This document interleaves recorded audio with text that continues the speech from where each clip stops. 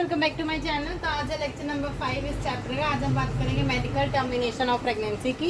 ये full form लिखी हुई है मेडिकल टर्मिनेशन ऑफ प्रेगनेंसी, जिसे शॉर्ट फॉर्म में एनटीपी कहा जाता है या फिर अबॉर्शंस भी कहा जाता है, अबॉर्शन।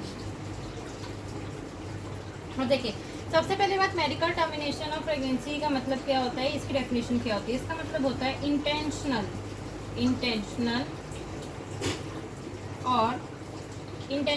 और इंड्यूस्ड termination of pregnancy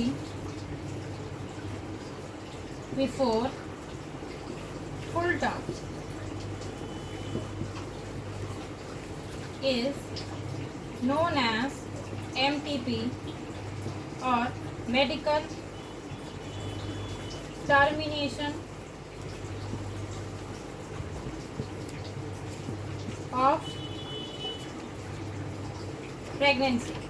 मतलब क्या है, देखिए, मेडिकल टर्मिनेशन ऑफ प्रेगनेंसी जिसको शॉर्ट फॉर्म में एमटीपी कहा जाता है या फिर अबॉर्शंस कहा जाता है। ठीक है, अबॉर्शंस आपने काफ़ी बार सुने होंगे। ठीक है, इनके नाम पर मेडिकल फील्ड में अबॉर्शन एक सही टर्म नहीं दिखता है, इसलिए आप एमटीपी डालते तब डॉक्टर्स एमटीपी यूज़ करते हैं मेडिकल टर्मिनेशन प्रेगनेंसी। इसका मतलब क्या होता है, इंटेंशनल। ठीक है, मतलब कि खुद से, इंटेंशनल और इंड्यूस।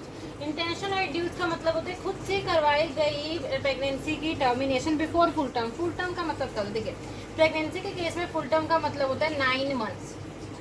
अगर 9 मंथ से पहले ही अगर अबॉर्शन हो गया, चाइल्ड को अबॉर्ट कर दिया गया 3 मंथ में, 4th मंथ में, 5, देखिए नेचुरल अबॉर्शंस भी होते हैं। ठीक है, नेचुरल अबॉर्शंस भी होते हैं जब अच्छे से इम्प्लांटेशन नहीं हुआ होता है। और यहाँ पर हम नेचुरल अबॉर्शंस की बात नहीं कर रहे, आर्टिफिशियल आप कह सकते हो, जहाँ पर खुद की वजह से आप खुद ही अबॉर्ट कर रहे हो उस चाइल्ड को। उसके बहुत से रीजंस हो सकते हैं अबॉर्ट करने के, पर आप अगर खुद से अबॉर्ट करें चाइल्ड को, तभी इसे मतलब मेडिकल फील्ड में मेडिकल टर्मिनेशन ऑफ प्रेगनेंसी कहा जाता है। नेचुरल अबॉर्शंस को आप एमटीपी नहीं कंसीडर करेंगे, अबॉर्शंस नहीं कंसीडर करेंगे। एमटीपी आप तभी कंसीडर होगा जब आप खुद से इंटेंशनल इंड्यूस कर रहे हो टर्मिनेशन ऑफ प्रेगनेंसी को बिफोर फुल टर्म। अगर पूरी 9th मंथ की हुई तो वो तो पूरी की पूरी प्रेगनेंसी कहलाई जाएगी। अगर आप 9 मंथ से पहले ही इंड्यूस अबॉर्शन कर लीजिए, वो कभी भी हो सकता है 3 मंथ पे, 4 मंथ पे, 5 मंथ पे, 6 मंथ पे, तो उसे मेडिकल टर्मिनेशन प्रेगनेंसी या एमटीपी कहा जाएगा। आपको सबसे ज़्यादा इंपॉर्टेंट है कि इसके फुल फॉर्म आने चाहिए एमटीपी की, मेडिकल टर्मिनेशन प्रेगनेंसी होता है। ठीक है, सबसे पहली बात ये हो गई full form medical termination pregnancy. अब आपको एक डेटा दे रखा है, जिस मतलब कि एक डेटा दे रखा है कि ऑल ओवर वर्ल्ड में कितनी एमटीपीज करी जाती है। ठीक है, ऑल ओवर वर्ल्ड में देखिए, सबसे पहले आप लिखिए कि 45 to 50 million, 45 to 50 million MTPs are performed in a year, performed in a year, that is 1/5 of all conceived pregnancies in the whole world। इसका मतलब क्या, देखिए 45 to 50 मिलियन एमटीपीज होती हैं पूरे वर्ल्ड में, ऑल द ईयर। ठीक है, पूरे वर्ल्ड में, जैसे 12 मंथ्स का आपका ईयर हो गया, पूरे वर्ल्ड में टोटल 45 से 50 मिलियन एमटीपीज डॉक्टर परफॉर्म करते हैं एक पूरे ईयर में। देखिए, मान लीजिए कि आपको समझना होगा कि 1/5 हिस्सा मैंने क्यों लिखा है, जितनी भी वुमेन्स प्रेग्नेंट हुए पूरे एक साल में, उसका 1/5 हिस्सा अबॉर्ट कर दिया जाता है, जो कि लगभग 45 to 50 मिलियन एमटीपीज होती है। तो आपको पहली बात 45 to 50 मिलियन एमटीपी याद करना होगा, 1/5। ये दो डेटा आपको याद रखने होंगे कि 45 to 50 मिलियन एमटीपी पूरे ईयर में परफॉर्म किया जाता है पूरे वर्ल्ड में। इंडिया का ये नहीं दे रखा है डेटा, ये पूरे वर्ल्ड का दे रखा है कि 45 to 50 मिलियन एमटीपी पूरे वर्ल्ड में की जाती है, जो कि जितनी भी वुमेन्स प्रेग्नेंट हुई उसका 1/5 हिस्सा होता है। ठीक है, ये एक डेटा हो गया। इसके बाद आपको लिखना है कि एमटीपीज जो है लीगलाइज की गई थी, एमटीपीज आर लीगलाइज्ड, एमटीपीज are legalized। ठीक है, MTPs are legalized by government of India, are legalized by government of India in the year 1971। ठीक है, मतलब एमटीपीज आर लीगलाइज। एमटीपी क्या होती थी कि पहले के ज़माने में बहुत ज़्यादा एमटीपीज, पहले के ज़माने में बहुत सारी एमटीपीज कर दी जाती थी। ठीक है, बहुत सारी एमटीपीज गाँव में विदाउट नोइंग द, मतलब कि लोगों को पता नहीं चलता था, एमटीपीज कर दी जाती थी। पर जब इंडिया की गवर्नमेंट ऑफ इंडिया ने ऐसा देखा तो उन्होंने क्या किया, एमटीपीज को लीगलाइज कर दिया गया। जो एमटीपीज को लीगलाइज किया गया था, आपको ईयर याद होना चाहिए कि वो कौन से ईयर में किया गया था, 1971 में। इसका आगे आप लिखिए कि with some strict restrictions, with some, ये एनसीईआरटी में भी दे रखा है कि विद सम स्ट्रिक्ट रेस्ट्रिक्शंस। अब भाई स्ट्रिक्ट रेस्ट्रिक्शंस मतलब पूरी इन्फॉर्मेशन बुलेटिन निकाली गई, ऐसा क्यों? ठीक है, अगर आपको लीगलाइज ही करना था, अगर आपने 1971 में उसे लीगलाइज कर दिया तो आपने स्ट्रिक्ट रेस्ट्रिक्शंस क्यों दिए? मतलब कि बहुत स्ट्रिक्ट उसके ऊपर रूल्स लगे होते कि आपने ऐसा किया तो जेल हो जाएगी, इस तरीके से स्ट्रिक्ट रेस्ट्रिक्शंस दिया। अब आप इसके आगे लिखिए कि स्ट्रिक्ट रेस्ट्रिक्शंस क्यों दी गई। ठीक है, इसको मैं रब कर देती हूँ। देखिए स्ट्रिक्ट रेस्ट्रिक्शंस इसलिए दी गई थी, स्ट्रिक्ट रेस्ट्रिक्शंस के बाद आप लिखेंगे to reduce female foeticides, to reduce female foeticides. क्या होता था कि जब लोग जैसे एमनियोसेंटेसिस करवाए, मैंने एमनियोसेंटेसिस आपको बताया था, इससे सेक्स ऑफ द चाइल्ड पता चल जाता है। ठीक है, बहुत लोग उससे सेक्स ऑफ द चाइल्ड पता लगा लेते हैं कि वो मेल है या फीमेल है। अगर जैसे XX हो गया तो वो फीमेल हो जाएगी, XY हो गया तो वो मेल हो जाएगी। इस तरीके से लोग जो थे वो एमनियोसेंटेसिस के through sex of the child पता लगा लेते थे। अगर मान लीजिए कि एक फैमिली गांव में रहती है, उसे पता चल गया कि भाई उन्हें सिर्फ लड़का ही चाहिए, तो उन्हें पता चल गया कि भाई लड़की होने वाली है। ठीक है, मदर के वूम में लड़की होने वाली, तो वो क्या करेंगे, उस चाइल्ड को डॉक्टर के थ्रू अबॉर्ट करवा देंगे। ठीक है, डॉक्टर के थ्रू अबॉर्ट करवा देंगे। पर ये चीज़ तो गलत है ना, अगर आप लड़कियों को मारते जाएंगे तो सेक्स रेशियो का क्या रह जाएगा? ठीक है, लड़के और लड़कियां दोनों बराबर होते हैं। इसलिए गवर्नमेंट ऑफ इंडिया ने ऐसा किया कि भाई गवर्नमेंट ऑफ इंडिया ने सिंपल ये बोल दिया कि अगर हम इसको लीगलाइज भी कर रहे हैं, जो 1971 में किया गया, अगर हम इसको लीगलाइज भी करें तो स्ट्रिक्ट रेस्ट्रिक्शंस है उन डॉक्टरों को कि अगर आपने किसी भी फीमेल फिटिसाइड को विदाउट एनी रीज़न अगर मारा तो आपको जेल भी हो जाएगी। और ये जब जेल होती है ना, वो बहुत सालों तक चलती है, 6 साल तक, 7 साल तक। और फिर जब आप जेल से बाहर निकलेंगे, मान लीजिए एक डॉक्टर है, आपने फीमेल फिटिसाइड कर दिया, फीमेल आज के दौर में मान लीजिए 2023 में आपने एक फीमेल फिटिसाइड कर लिया, पुलिस को पता चल गया, आप जेल चले जाएंगे और आपका जो पूरा करियर है वो भी तबाह हो जाएगा। ठीक है, आपको जो लाइसेंस है वो भी कैंसिल हो जाएगा। अब आप कोई डॉक्टर नहीं रह जाएंगे, अब आप सिर्फ एक 12वीं पास आदमी या औरत रह जाएंगे। ठीक है, तो फीमेल फिटिसाइड पे बहुत स्ट्रिक्ट रेस्ट्रिक्शंस है, इसीलिए गवर्नमेंट ऑफ इंडिया ने एमनियोसेंटेसिस को भी बैन कर दिया। ठीक है, अब देखिए एक केस तो ये बनते हैं कि आपने फीमेल फिटिसाइड को देखा, आपने मार दिया। दूसरे केस बहुत सारे होते हैं, मैं बताती हूँ कि एमटीपीज करी क्यों जाती है। ठीक है, एमटीपीज करी क्यों जाती है, क्या रीज़न होता है एक चाइल्ड को अबॉर्ट कर देने का। ठीक है, तो आप लिखिए कि एमटीपीज आर परफॉर्म्ड, एमटीपीज आखिर डॉक्टर करते ही क्यों हैं, आर परफॉर्म ड्यू टू, ठीक है आप लिखिए due to, are perform due to unprotected sexual intercourse, unprotected sexual intercourse. आपने किसी प्रकार का कॉन्डम्स, किसी प्रकार का अगर पिल्स का यूज़ नहीं किया, अगर अनप्रोटेक्टेड सेक्सुअल इंटरकोर्स हुआ है और अगर आप उस चाइल्ड को अबॉर्ट करना चाहते हैं, आप नहीं चाहते अभी चाइल्ड होना, तो उस केस में एमटीपीज करवाई जा सकती है। दूसरा, रेप्स के केस में, जब रेप्स होते हैं उस समय में जो फीमेल है वो उस चाइल्ड को नहीं रखना चाहती, तो उस केस में एमटीपीज कराई जाती है। और ठीक है, और एमटीपीज आर परफॉर्म्ड व्हेन, ये इंपॉर्टेंट लाइन है, ये तो आपने बहुत सारे सीरियल्स में भी देखा होगा, are performed when it is harmful, और आप लिख सकते हैं इवन फेटल का मतलब होता है जिसमें जान भी जा सकती है, even fatal for the mother. अगर देखो उस प्रेगनेंसी को कंटिन्यू करना, ठीक है, जैसे अगर 2nd मंथ चल रहा है, 3rd मंथ चल रहा है, डॉक्टर ने नोटिस किया कि भाई अगर आप इस प्रेगनेंसी को वापस से, जैसे एक्टोपिक प्रेगनेंसी का केस हो गया, तो अगर आपने इस प्रेगनेंसी को और भी ज़्यादा चलाया तो आपकी जान को खतरा है। और अगर फीटस की जान को खतरा हो, बहुत केसेस में फीटस की जान को भी खतरा होता है और बोथ माँ को भी खतरा है और बच्चे को भी खतरा है, उस केस में भी एमटीपीज करवाई जाती हैं। तो आपको पूरा रीज़न लिखना होना चाहिए। इस पर क्वेश्चन आ सकता है कि एमटीपीज आखिर डॉक्टर करते क्यों है, क्या क्या रीजंस होते, तो आप लिखेंगे कि MTPs are perform due to unprotected sexual intercourse. हुआ जो कपल है वो नहीं चाहते अब इस चाइल्ड को आगे बढ़ाना, ठीक है, उन्हें नहीं पता था, मतलब गलती से ऐसा चीज़ हो गया, तो उस वजह से एमटीपीज करवाई जाती हैं। दूसरा, रेप्स के केस में। तीसरा, एमटीपीज परफॉर्म की जाती है जब ये जो प्रेगनेंसी होने वाली है वो या तो मदर के लिए हार्मफुल हो, या तो वो आने वाले बच्चे के लिए, या तो दोनों के लिए, मदर के लिए भी हार्मफुल है, बच्चे के लिए भी हार्मफुल है, तो डॉक्टर उन्हें एडवाइस करते हैं कि आप एमटीपीज करवा लीजिए। तो उस केस में जो कपल होता है वो अपने डिसेंट से एमटीपीज करवा लेते हैं। ठीक है, ये रीजन हो गए।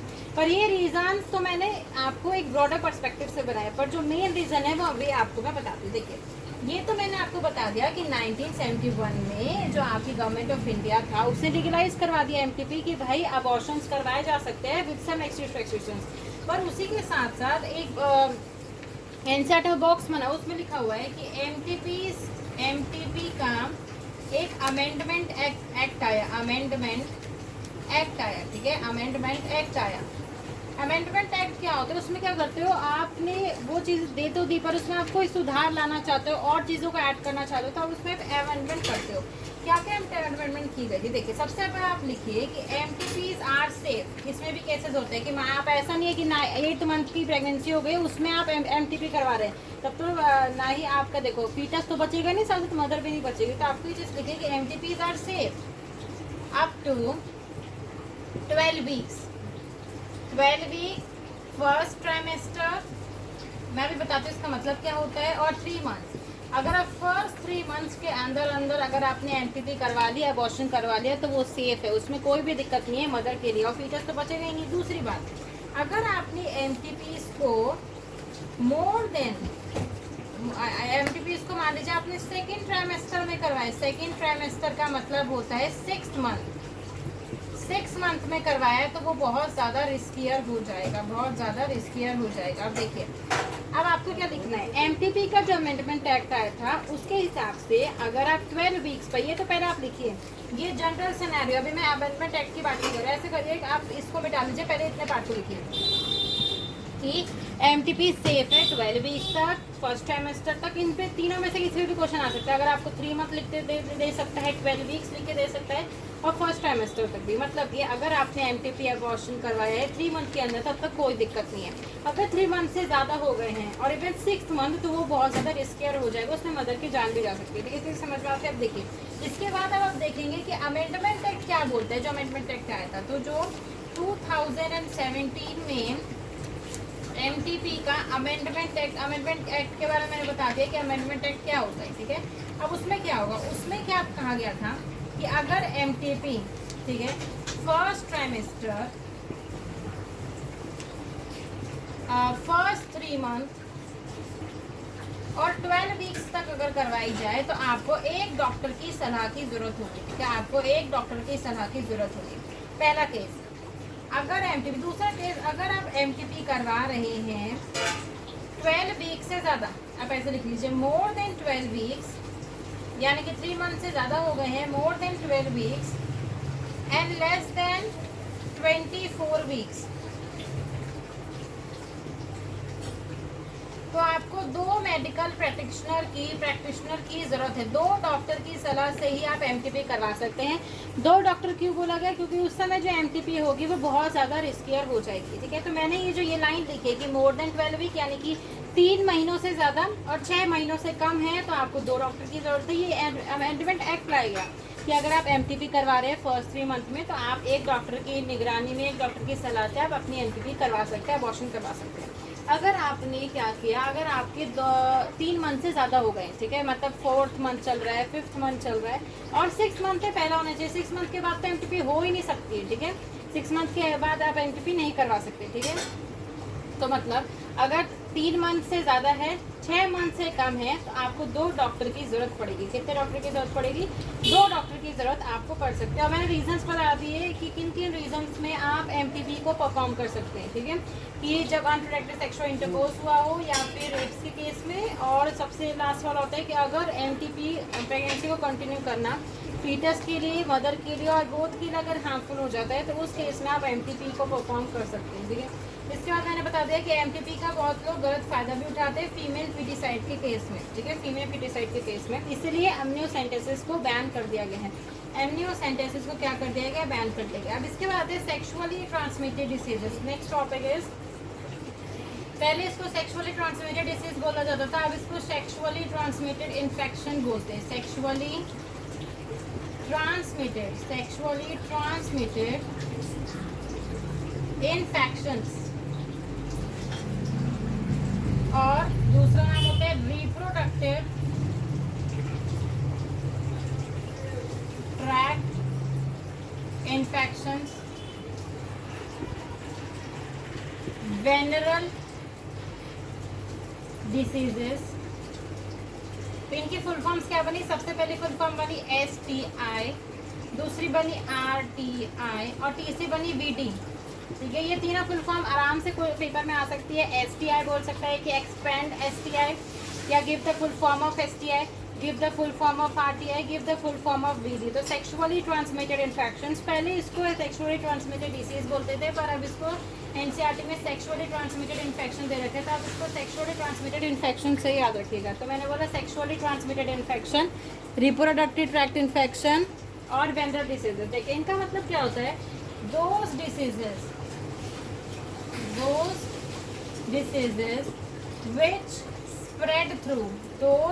diseases which spread through sexual contact, जो डिसीजेज सेक्सुअल कॉन्टैक्ट से फैलती है, इसीलिए उन्हें सेक्सुअली ट्रांसमिटेड इन्फेक्शंस या फिर रिप्रोडक्टिव ट्रैक्ट इन्फेक्शंस या वेंडर डिसीजेज कहते हैं। तो पहले आप इसके फुल फॉर्म लिख लीजिए, ठीक है। इसमें बॉडी फ्लूइड्स का इन्वॉल्वमेंट होता है और किसी प्रकार से ये डिसीजेज नहीं फैलती है। तो सेक्सुअली ट्रांसमिटेड इन्फेक्शन से रिप्रोडक्टिव ट्रैक्ट इन्फेक्शन और वेंडर डिसीजेज, दो डिसीजेज विच स्प्रेड थ्रू सेक्सुअल कॉन्टैक्ट, ठीक है। इसके बाद सेक्सुअली ट्रांसमिटेड इन्फेक्शंस में आपको नेक्स्ट चीज़ बहुत सारी डिसीजेस का नाम दे रखा है, उनका आप याद करिए। सबसे पहले दे रखा है गनोरिया, गनोरिया के बाद सिफिलिस, सिफिलिस के बाद होती है genital warts, genital herpes, AIDS या फिर HIV। कितने हो गए, 1 2 3 4। इसके बाद होती है आपका ट्राइकोमोनियासिस, और क्लैमिडियासिस।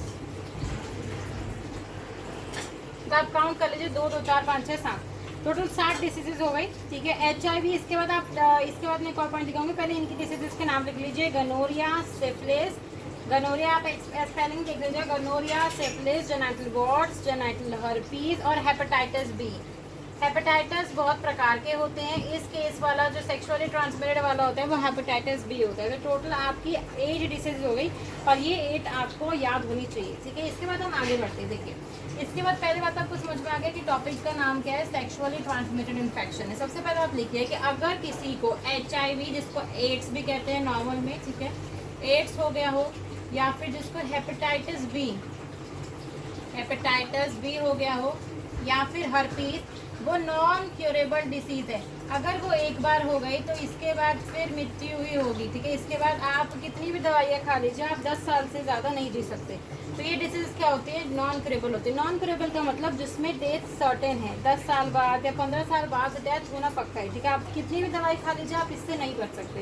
तो HIV, जितने भी देखिए ऑल अदर डिसीजेज, जितने भी मैंने 8 डिसीजेज में भी आप तीन को हटा दीजिए, बच गई जो 5 आर कम्प्लीटली क्योरेबल। मतलब अगर पहले पता चल गया कि आपके वाली डिसीज़ है, डॉक्टर आपको प्रिस्क्राइब करेंगे ये मेडिसिन का यूज़ करें, तो आप बहुत आसानी से उनसे ठीक हो सकते हैं। पर HIV या एड्स में, हेपेटाइटिस बी में, हर्पीस में 5 साल 10 साल में आपकी डेथ हो जाएगी, ठीक है।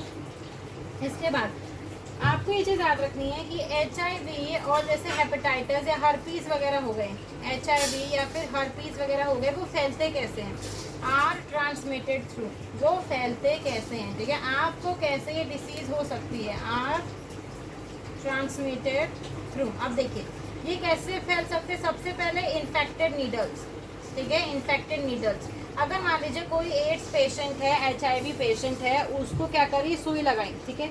वो सुई को विदाउट स्टेरलाइज करे हुए, ठीक है, डिटॉल में बिना धोए, आपको भी अगर वो सुई लगाते हैं, आप किसी जैसे आप खून चढ़ाने के लिए जाते हैं या आपके ब्लड टेस्ट होते हैं, तो वहाँ पर आपने देखा होगा कि न्यू सैंपल जो लीड लगी जाती है ना, वो न्यू निकाली जाती है और फिर आपको लगाई जाती है। पर बहुत सारी जगहों पे ऐसा देखा गया है कि वो न्यू नहीं निकालते, जो पहले से थी उसी को आपको लगा देते हैं, तो उससे ये आपको डिसीज़ हो सकती है इन्फेक्टेड निडल से। तो इसलिए जब भी आप हॉस्पिटल जाए तो इसका ध्यान रखिए कि जब आपको वो निडल निकाल रहे हैं तो वो फ्रेश निकाल के आपको लगाए, अगर वो फ्रेश नहीं है तो आपको वो नहीं लगानी चाहिए, आपको ये वाली डिसीज़ बहुत आसानी से हो सकती है। दूसरा सर्जिकल इंस्ट्रूमेंट, जो नाई होते हैं, ठीक है, जो बाल वगैरह बनाते हैं, ठीक है, जो नाई होते हैं, मान लीजिए कि एक नाई के पास कोई एड्स का पेशेंट गया, ठीक है, एड्स का पेशेंट गया, उसने अपने बाल कटवाए और थोड़ा सा कट उस ब्लेड पे लग गया, ठीक है, उस एड्स पेशेंट का थोड़ा सा कट उस ब्लेड पे लग गया, और अगर उस नाई ने उस ब्लेड को बिना धोए हुए आपके भी बाल उससे काट दिए, तो आपको भी ये डिसीज़ बहुत आसानी से हो जाएगी, ठीक है। इसीलिए आपने देखा होगा कि बहुत नाई उसे डिटॉल में धोने के बाद ही दूसरे को यूज़ करते हैं और बहुत से नहीं भी करते हैं, ठीक है। और तीसरा फैल सकता है ट्रांसफ्यूजन ऑफ ब्लड से। अगर आपने किसी एड्स के पेशेंट को ही अगर आपने ब्लड दे दिया तो इससे भी आपको ये डिसीज बहुत आसानी से हो सकती है। और तीसरा हो सकता है mother to foetus. Mother to foetus, mother to foetus, मान लीजिए कोई मदर थी, ठीक है, मदर को एड्स हुआ और वो प्रेग्नेंट हो गई, ठीक है, मदर को एड्स हुआ, प्रेग्नेंट हो गई, उसके बाद जो बच्चा होगा उसे भी बहुत आसानी से एड्स हो जाए क्योंकि प्लेसेंटा से आसानी से क्रॉस कर सकता है। चौथा आपको देखिए, ये तो हो गया इन्फेक्टेड निडल्स के थ्रू, सर्जिकल इंस्ट्रूमेंट के थ्रू, ट्रांसफ्यूजन ऑफ ब्लड के थ्रू और मदर टू फीटस। चौथा आपको लिखने की जरूरत नहीं है पर आपको इसे याद होनी चाहिए कि जो लोग ड्रग्स लेते हैं, ठीक है, बहुत से ड्रग्स इंजेक्शन के थ्रू लिए जाते हैं, तो वो क्या करते हैं, अपनी वीन, जो आपकी वीन होती है ना, उस वीन में, इंट्रावीनस इसको बोलते हैं, उस वीन के अंदर वो क्या करते हैं, जो इंजेक्शन होगा उसको डाल देंगे। अब वही इंजेक्शन 5 से 6 लोग वो ड्रग वाला यूज़ कर लेते हैं। तो मान लीजिए कि बहुत जगह पर लोगों ने होश तो रहते हैं तो वो क्या करेंगे, जैसे अपने इंजेक्शन लगवाया वीन के अंदर उसे, और फिर उसी को बहुत लोगों ने यूज़ कर लिया, तो वो 4-5 को एड्स हो जाएगा। तो एड्स क्या होता है कि फैलने का मेन कॉज ये होता है बॉडी फ्लूइड्स के थ्रू। अगर आपका ब्लड कांटेक्ट में आ गया, कोई फ्लूइड कांटेक्ट में आ गया, तो आपको बहुत आसानी से डिसीज़ हो सकती है, ठीक है। इसके बाद हम बात करेंगे कि इस डिसीज़ को पता कैसा लगाया जाएगा कि आपको ये डिसीज़ हो गई है, ठीक है, अपने आप तो पता नहीं लगेगा। तो आप इन डिसीजेस को अपने अंदर अगर आपको ये चेंजेस देखने के लिए मिले तो आप इनको देख सकते हैं। तो व्हाट आर द सिम्टम्स, अगर आपको ये डिसीज़ हो गई है किसी भी प्रकार की, जो मैंने 8 बोली है, बहुत सारी होती हैं, तो उसमें से कोई सी भी हो गई तो आप कैसे पता लगा सकते हो। अगर आपको फ्लूइड डिस्चार्ज हो रहा हो, ठीक है, फ्लूइड डिस्चार्ज वजाइना से हो रहा हो, जो भी आपका रिप्रोडक्टिव ट्रैक्ट होता है, अगर उससे आपको फ्लूइड डिस्चार्ज हो रहा है, उससे डिसीज आपको पता लगा सकता है कि आपको ये डिसीज़ है। अगर आपको स्वेलिंग हो गई हो, ठीक है, स्वेलिंग हो गई हो, स्लाइट पेन हो रहा हो, स्लाइट पेन, या फिर इचिंग हो रही हो, खुजली हो रही हो, ठीक है, इचिंग हो रही हो, तो आपको ये डिसीज़ हो गई है। तो ये 4 तो मेन, मतलब और भी ज़्यादा सिम्टम्स होते हैं पर ये 4 ज़्यादातर देखे जाते हैं। तो of the reproductive tract, of the genital region, अगर आपको जेनाइटल रीजन से कोई फ्लूइड डिस्चार्ज हो रहा, बहुत सारे फ्लूइड होते हैं, ग्रीनिश फ्लूइड होता है, येलोइश फ्लूइड होता है, तो अगर आपको फ्लूइड डिस्चार्ज हो रहा हो, स्वेलिंग हो गई हो, स्लाइट पेन हो रहा हो या इचिंग हो रही हो, तो आपको अपने डॉक्टर को ज़रूर दिखा देना चाहिए। ये सिम्टम्स हो गए। चौथी बात है कि फीमेल बहुत सालों तक एसिम्टोमेटिक रहती है। एसिम्टोमेटिक आपने कोविड में बहुत बार सुना होगा। एसिम्टोमेटिक का मतलब है, मान लीजिए किसी फीमेल को आज HIV हुआ तो 10 से 15 साल तक पता ही नहीं चलता कि उसे HIV भी था, मतलब 10 से 15 साल तक उसमें सिम्टम्स ही नहीं आते और वो दूसरों को फैलाती रहती है, ठीक है। तो बहुत केसेस में देखा गया है कि फीमेल्स को जैसे आज HIV हुआ, 10 साल तक पता ही नहीं चला कि उसे HIV था, उसकी वजह से बहुत से लोगों को उसके कारण HIV हो गया। तो आपको ये ध्यान रखना है कि फीमेल ज़्यादातर एसिम्टोमेटिक होते हैं, मेल में ज़्यादा जल्दी सिम्टम्स दिख जाते हैं। दूसरा, अगर आपने जल्दी से डॉक्टर को नहीं दिखाया, ठीक है, अगर आपने जल्दी से, जैसे आपको डिसीज थी, आपने इसको ऐसे इग्नोर कर दिया कि नहीं कुछ नहीं होता, तो आपको क्या क्या चीज़ें हो सकती है। आपको हो सकता है पेल्विक इन्फ्लामेटरी डिसीज, ठीक है, आपका जो पेल्विस रीजन है, पूरा जो नीचे का रीजन है वो बहुत ज़्यादा इन्फ्लेमेशन हो जाएगा, ठीक है, उसमें से फ्लूइड बाहर निकलना शुरू हो जाएगा, ठीक है, पेल्विक इन्फ्लामेटरी डिसीज, मतलब आपने स्टेजेस को भी कवर कर दिया। दूसरा, उस केस में अबॉर्शंस भी बहुत आसानी से देखे जाते हैं कि अगर आपको ये HIV, एड्स वगैरह, तो उसमें अबॉर्शंस बहुत जल्दी हो जाते हैं। स्टिल बर्थ, मतलब अगर बच्चा पैदा भी होगा तो वो मरा हुआ होगा, ठीक है, बच्चा पैदा होगा तो वो मरा हुआ होगा। तो पहली बात पेल्विक इन्फ्लामेटरी डिसीज़ है, आपको हो सकती है अगर आपने जल्दी से डॉक्टर को नहीं दिखाया। दूसरा, अबॉर्शंस के केसेस देखे जाते हैं। स्टिल बर्थ हो सकता है। एक्टोपिक प्रेगनेंसी, एक्टोपिक प्रेगनेंसी का क्या मतलब होता है? एक्टोपिक प्रेगनेंसी का मतलब होता है जो इम्प्लांटेशन है, ठीक है, जो इम्प्लांटेशन है वो यूट्रस के अंदर होनी चाहिए, वूम्ब के अंदर होनी चाहिए, उसी के बाद पूरा चाइल्ड का डेवलपमेंट होना चाहिए। अगर प्रेगनेंसी फेलोपियन ट्यूब में हो गई, सर्विक्स में हो गई, ठीक है, ऐसे जगह पे, जो देखिए फेलोपियन ट्यूब तो पतली सी ट्यूब है, 10 से 12 सेंटीमीटर उसकी लेंथ होती है, और जो वूम्ब है वो तो 2.5 किलो का होगा। अगर यहाँ पर होगा तो आपकी फेलोपियन ट्यूब भी फट जाएगी। तो उस केस में एक्टोपिक प्रेगनेंसी, अगर आपको इस केस में एक्टोपिक प्रेगनेंसी में भी अगर जो फीमेल है वो स्मोकिंग करती है, अल्कोहल पीती है, ठीक है, उसको बहुत ज़्यादा स्ट्रेस है, तो उसके केस में भी एक्टोपिक प्रेगनेंसी देखने के लिए मिलती है। तो उस केस में क्या होता है, जब डॉक्टर अल्ट्रासाउंड करता है तो उसे पता चल जाता है कि इसको एक्टोपिक प्रेगनेंसी हुई है, तो उस केस में चाइल्ड को अबॉर्ट कर दिया जाता है। अगर चाइल्ड को अबॉर्ट नहीं किया जाएगा तो मदर की डेथ हो जाएगी, ठीक है, एक्टोपिक प्रेगनेंसी हो सकती है। इस केस में कैंसर भी हो सकता है, ठीक है, अगर आपने जल्दी नहीं दिखाया तो आपको बहुत आसानी से कैंसर हो जाएगा, ठीक है। नेक्स्ट, इनफर्टिलिटी, आपको चाइल्ड होंगे ही नहीं होंगे, ठीक है, अगर आपको ये डिसीजेज हो गए। तो ये डिसीजेज हैं, रिप्रोडक्टिव ट्रैक्ट की डिसीजेज हैं और कहीं आपको देखने के लिए नहीं मिलेगा। तो रिप्रोडक्टिव ट्रैक्ट की क्या क्या है? Pelvic inflammatory disease, abortion, still birth के साइड में आप लिख सकते हैं कि जो बच्चा पैदा हुआ मरा हुआ होगा, एक्टोपिक प्रेगनेंसी, इम्प्लांटेशन होना अदर देन द यूट्रस में ना हो के फेलोपियन ट्यूब में, सर्विक्स में, या फिर यूट्रस के ऊपर वाले फंडस रीजन में, उस जगह पे हो जाए कैंसर हो या इनफर्टिलिटी हो, ठीक है।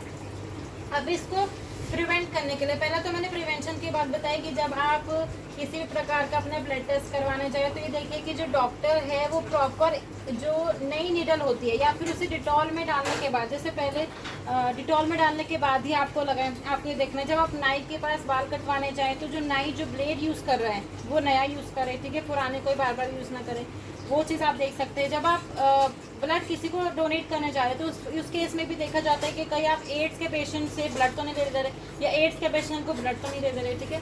और मदर टू फीटस भी देखा जाता है। मदर टू फीटस वाला तो जल्दी पता चल जाता है, ये वाली चीज़ आप देखिए। अगर आपको इसको अवॉइड करना है कि आपको ये डिसीजन ना हो तो avoid coitus with multiple partners,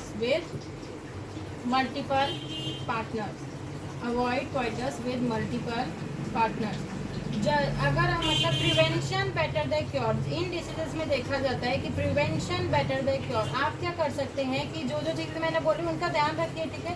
आप डॉक्टर्स को जितना जल्दी दिखाएंगे, जैसे मैंने आपको 8 डिसीजेस के बारे में बताया कि अगर किसी को एड्स हो जाता है, HIV हो जाता है, हर्पीस हो जाता है, तो उसकी 5 से 10 साल में उसकी डेथ हो जाती है, या ज़्यादा से ज़्यादा 15 साल वो जीता है। तो आप क्या कर सकते हो, इससे प्रिवेंशन रखिए, ठीक है। बहुत सारे पोस्टर्स लगाए जाते हैं, बेल्स लगाए जाते हैं न्यूज़पेपर में, ऐसे आपको रेड कलर का, ठीक है, ऐसे रेड कलर का आपको निशान दिखता होगा, वो एड्स के लिए दिया होता है कि एड्स के लोगों को अवेयरनेस प्रोवाइड करे, ठीक है, उन्हें सोसाइटी से बाहर ना निकाला जाए। तो इस केस में उनकी प्रॉपर देख रेख हो। तो avoid contact multiple partner, use condoms, क्योंकि कॉन्डम्स के में क्या होता है कि आपको एडिशनल बेनिफिट मिलता है। दे हैव एडिशनल benefit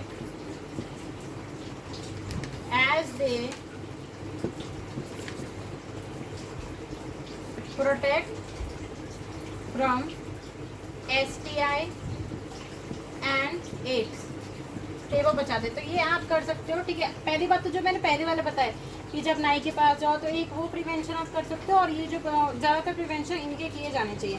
अभी सबसे ज़्यादा इंपॉर्टेंट क्वेश्चन आता है कि ये डिसीज कौन सी एज ग्रुप में, pre reproductive, reproductive, post reproductive, मतलब बुढ़ों में, बच्चों में, किस में ये डिसीज सबसे ज़्यादा दिखने के लिए मिलती है, और कौन सा ऐसा एज ग्रुप है जो कि इनके लिए सबसे ज़्यादा वल्नरेबल है। वो है 15 से 24 साल के लोग। 15 से 24 साल age group is more vulnerable to this diseases, क्योंकि उनके अंदर एक्सपेरिमेंट करने का ज़्यादा ही रहता है। तो more vulnerable to this diseases. तो 15 से 24 साल के बच्चों को सबसे ज़्यादा इन डिसीजेस के प्रति प्रिवेंशन दिखाना चाहिए, ठीक है। बुढ़ों में ज़्यादा देखने के लिए नहीं मिलता, 25 से ऊपर वाले लोगों में भी ज़्यादातर, क्योंकि उनमें मैच्योरिटी आ जाती है, तो उनमें भी ऐसी डिसीज देखने के लिए नहीं मिलती है। तो 15 से 24 साल के लोगों को ये डिसीज सबसे ज़्यादा देखने के लिए मिलती है। अब नेक्स्ट सेशन में लेक्चर नंबर 6 में इसका लास्ट टॉपिक ही रह गया इस चैप्टर का, इनफर्टिलिटी, ठीक है। इनफर्टिलिटी जिसको टेस्ट ट्यूब बेबी प्रोग्राम कहते हैं, जो बहुत महंगा प्रोसीजर होता है जो भी करा जाता है इनफर्टिलिटी वाला, तो उसके बारे में हम लेक्चर नंबर 6 में देखेंगे। एट द एंड इस लेक्चर को यहीं पर एंड करते हैं। Subscribe to my channel, like करिए, शेयर करिए।